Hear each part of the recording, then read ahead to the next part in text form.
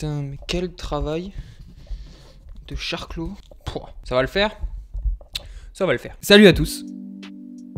Comment ça va? Comme vous le savez, cette deuxième vague de confinement, elle n'a pas fait du bien au moral. Elle n'a pas fait du bien au niveau social et encore moins en termes de créativité. On va dire que sur un point de vue productif, ça a ralenti énormément de choses, énormément de projets, que ce soit juste pour moi ou pour tout le monde en fait. Ça a vraiment impacté un maximum de gens. Je fais partie de ces gens qui s'inspirent beaucoup des interactions que je peux avoir avec mes proches, avec les gens que je côtoie. Et cette deuxième vague de confinement, elle m'a mis exactement la même claque que la première. Baisse d'activité, baisse de productivité, une flemme énorme. Du coup, cette vidéo, elle est là en fait juste pour me motiver tout simplement à faire quelque chose. J'avais besoin de booster ma créativité avec le peu de moyens que j'avais. Et c'est pour ça que dans cette vidéo, je voulais vous proposer 3 petites idées vraiment cool à faire à la maison avec 3 fois rien. Vraiment pas grand chose, juste 2-3 petits trucs qui traînent à droite à gauche, une lumière ou deux, quelques accessoires et un appareil photo. Je fais une micro-parenthèse pour ceux que ça intéresse et qui me posent la question. Les photos que vous allez voir dans cette vidéo, elles ont été prises avec un Canon 5D Mark II monté avec un 24-105 et avec un Sony A7 III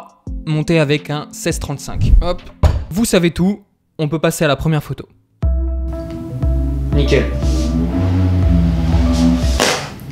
Magnifique. Une des astuces que j'adore utiliser aussi quand j'ai pas trop d'idées de photos, c'est jouer avec les couleurs. En gros, pour cette technique, vous aurez juste besoin de 2 lights. Facile à trouver, vous pouvez faire ça comme vous voulez. Moi, j'ai utilisé du rouge et du bleu, à vous de choisir. J'ai juste pris mon appareil et je l'ai mis sur ma chaise. Comme ça, j'ai un angle assez grand sur le 24.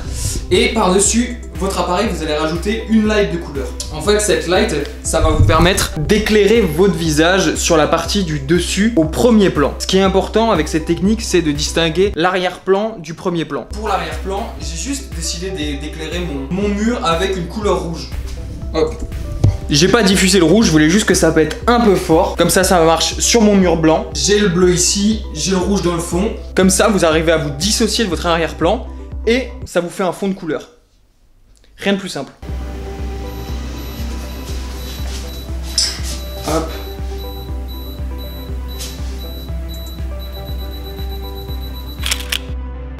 J'aime beaucoup cette technique, vous pouvez en faire ce que vous voulez, vous pouvez même changer les couleurs si vous voulez. C'est juste une idée parmi une autre pour prendre un portrait un petit peu original, pour surtout avoir un portrait un peu moins bateau que d'habitude. Voilà.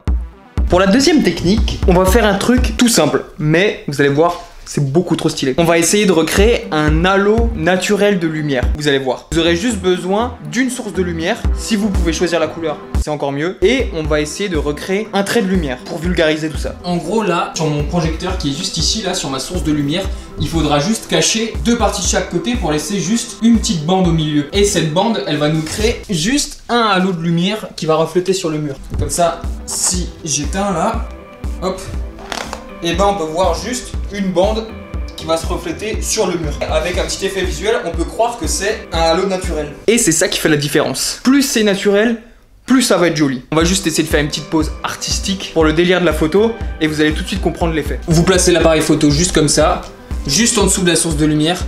Tu veux dire un truc? Merci. Vous pouvez la prendre bien face et votre tête ici. Et en gros, ça donne un truc comme ça. Hop.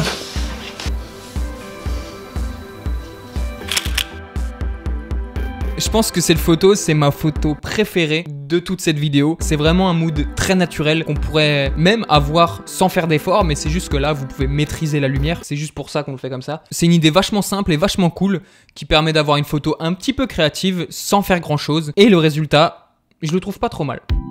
Mais reviens! Oh, t'es beau, toi!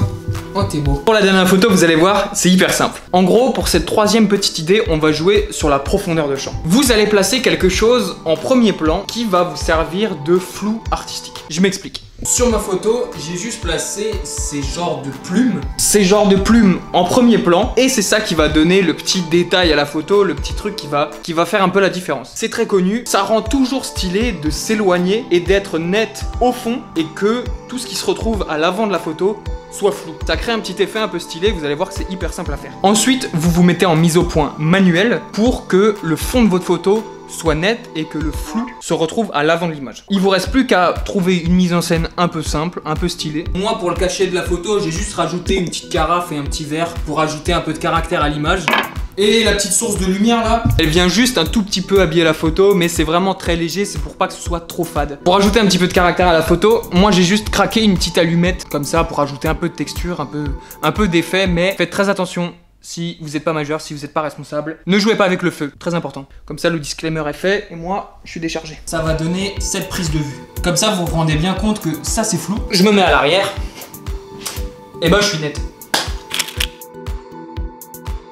Ce genre de photo avec les flous en premier plan, je trouve qu'elle marche vachement bien pour des photos d'ambiance, pour montrer un peu l'ambiance d'une pièce, pour créer vraiment une atmosphère complète. Ça permet de vraiment cadrer une image, de créer juste ce petit truc en plus qui permet de te dire la photo elle a été travaillée, elle est complète, il y a un petit truc de recherche.